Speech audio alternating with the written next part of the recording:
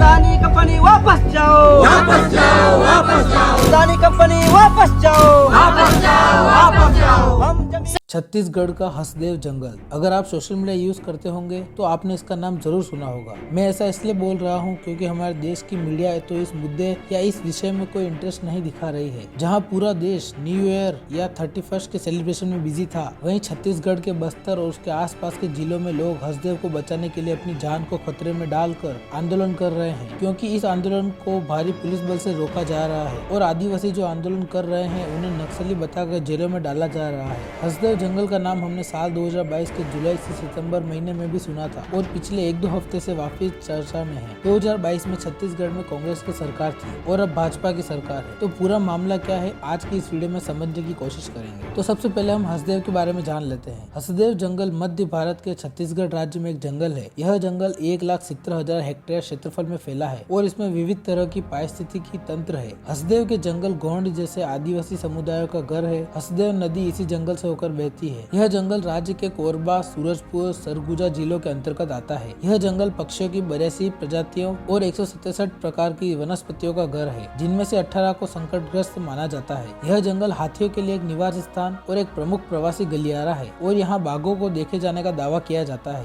भारतीय वानिकी अनुसंधान और शिक्षा परिषद ने इसे प्राचीन साल और सागौन के जंगलों से युक्त मध्य भारत का सबसे बड़े जंगल के रूप में वर्णित किया है। यह जंगल हसदेव नदी के लिए जल ग्रहण क्षेत्र के रूप में भी कार्य करता है, जिससे इसका 12मासी प्रवाह बना रहता है। अनुमान है कि हसदेव जंगल गोंड, ओरांव और अन्य जनजातियों के 10,000 लोगों का घर है। भारतीय वन्य जीव संस्थान की एक रिपोर्ट में भी यह अनुमान लगाया गया है कि स्थानीय समुदायों की वार्षिक आय का लगभग 60 से 70% वन आधारित संसाधनों से आता है। अब बात करते हैं कि इस जंगल में आखिर है क्या जिसकी वजह से इसे काटा जा रहा है। इस जंगल में करीब 5 अरब टन का काला सोना यानी कि कोयला दबा हुआ है। हसदेव का कोयला क्षेत्र 1,879.6 किलोमीटर स्क्वायर में फैला हुआ है। छत्तीसगढ़ के उत्तर में हसदेव जंगल कोयला क्षेत्र के शीर्ष पर है और इसमें 23 कोयला ब्लॉक शामिल है। हसदेव एक बड़ा कोयला क्षेत्र है जिसमें 1.369 अरब टन सिद्ध कोयला भंडार और 5.179 अरब अनुमानित कोयला भंडार है। छत्तीसगढ़ सरकार द्वारा 2010 में 1,898.393 हेक्टेयर जंगल के परसा, कांता और 52 क्षेत्रों को कोयला क्षेत्र में स्थानांतरित करके कोयला क्षेत्र में खनन करने की सिफारिश की गई थी। केंद्र की यूपीए सरकार ने राजस्थान के राज्य की स्वामित्व वाली बिजली उपयोगिता RRVUNL को छत्तीसगढ़ में 3 कोयला खदानों की खुदाई की मंजूरी दी थी। जून 2011 में केंद्रीय पर्यावरण, वन और जलवायु परिवर्तन मंत्रालय ने जंगल के पारिस्थितिक मूल्य और काटे जाने वाले पेड़ों की मात्रा के आधार पर इसकी अनुमति देने के खिलाफ सिफारिश की थी।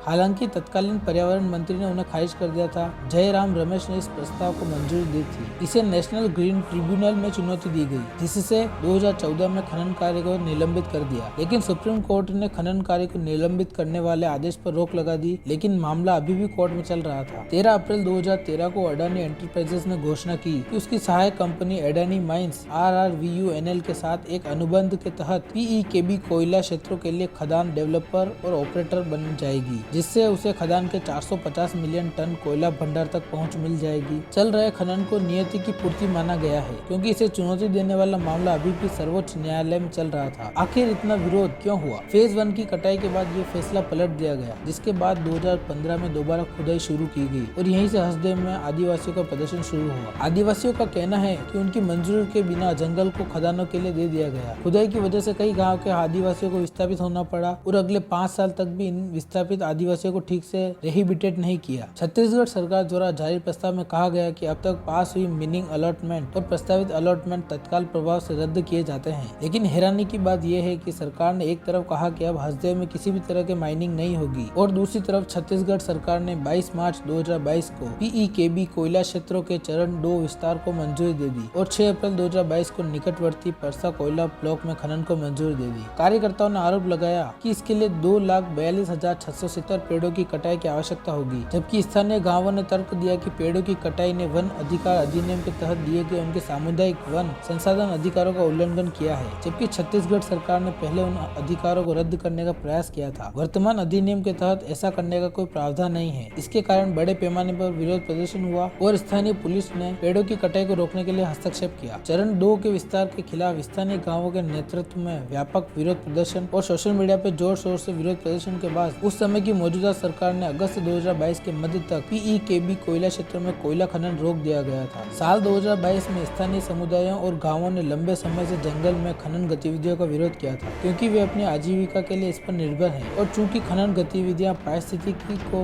बाधित करेंगी और उनकी जल आपूर्ति को प्रभावित करेंगी, इसलिए खनन की अनुमति देने वाले कानूनों और आदेशों को कानूनी तौर पर हाई कोर्ट, NGT और सुप्रीम कोर्ट में चुनौती दी गई। स्थानीय समुदायों और गाँवों ने हसदेव बचाओ संघर्ष समिति जैसे विरोध संगठनों का गठन किया है। उन्हें छत्तीसगढ़ बचाओ आंदोलन जैसे नागरिक समाज समूहों द्वारा समर्थन दिया गया। विरोध को सोशल मीडिया और कई शहरी क्षेत्रों से भी समर्थन मिला, जिससे सरकार ने अगस्त 2022 के मध्य तक PEKB कोयला क्षेत्र में कोयला खनन रोक दिया गया। लेकिन अब 2023 के दिसंबर महीने में भी इसका विरोध तेज हो रहा है। अब 2023 में आई नई सरकार ने भी फेज 2 के खनन के लिए कटाई की मंजूरी दे दी है। उसके बाद फिर से पेड़ों को काटा जा रहा है और उसका विरोध आदिवासी कर रहे हैं, तो इससे भारी पुलिस बल से रोक के कटाई का काम किया जा रहा है। हसदेव जंगल में पेड़ों की कटाई के कारण कुछ वीडियो सामने आए हैं, जिसमें पेड़ों की कटाई और उन मशीनों की आवाज के डर से हाथी जंगल से बाहर निकलकर रिहायशी इलाकों में घुस गए और वहीं भालू के बच्चे मिल रहे हैं और ऐसे कई दुखदायी दृश्य सामने आ रहे हैं। इस पर छत्तीसगढ़ के बीजेपी के बने नए मुख्यमंत्री का कहना है, कांग्रेस के राज में भी तो हसदेव को काटने की परमिशन मिली थी, लेकिन आम जनता और उन मासूम आदिवासियों का यह पूछना है कि अब तो पावर आपके हाथ में है, सरकार आपकी है, तो आप ये सब रोक सकते हैं और इस प्रकृति के नुकसान को कम कर सकते हैं। न ही इस मामले पर केंद्र सरकार ध्यान दे रही है और न ही भारतीय मीडिया। इसकी आवाज सिर्फ सोशल मीडिया ही उठा रही है। विरोध करने वाले उन आदिवासियों को नक्सली बताकर जेलों में डाला जा रहा है और भारी पुलिस बल से इसे रोकने की कोशिश की जा रही है। मैं आपको बताता हूँ कि इन सब के पीछे कहीं न कहीं आप और हम सभी इसके जिम्मेदार हैं। मैं ऐसा इसलिए बोल रहा हूँ क्योंकि हसदेव की कटाई के कारण है कोयलों की खनन, और हमें पता है कि कोयलों से बनती है बिजली और बिजली का उपयोग हम अपने रोजमर्रा के कार्य में करते हैं। अभी तक आप लोगों को ये समझ आ ही गया होगा कि हसदेव की कटाई का कारण है बिजली। तो आपसे बस इतना ही कहना चाहता हूँ कि अगली बार जब बिजली का दुरुपयोग करने से पहले उन जंगलों के बारे में जरूर सोच लेना जिनको कोयलों के लिए काटा जा रहा है और वहाँ कुछ ऐसे नजारे दिखते हैं। आपका इस बारे में क्या कहना है कमेंट बॉक्स में जरूर बताएं। अगर आप लोगों को हमारी जानकारी अच्छी लगी हो तो वीडियो को लाइक जरूर करें। इसी तरह के इन्फॉर्मेटिव वीडियो देखने के लिए चैनल को सब्सक्राइब करना ना भूलें। धन्यवाद।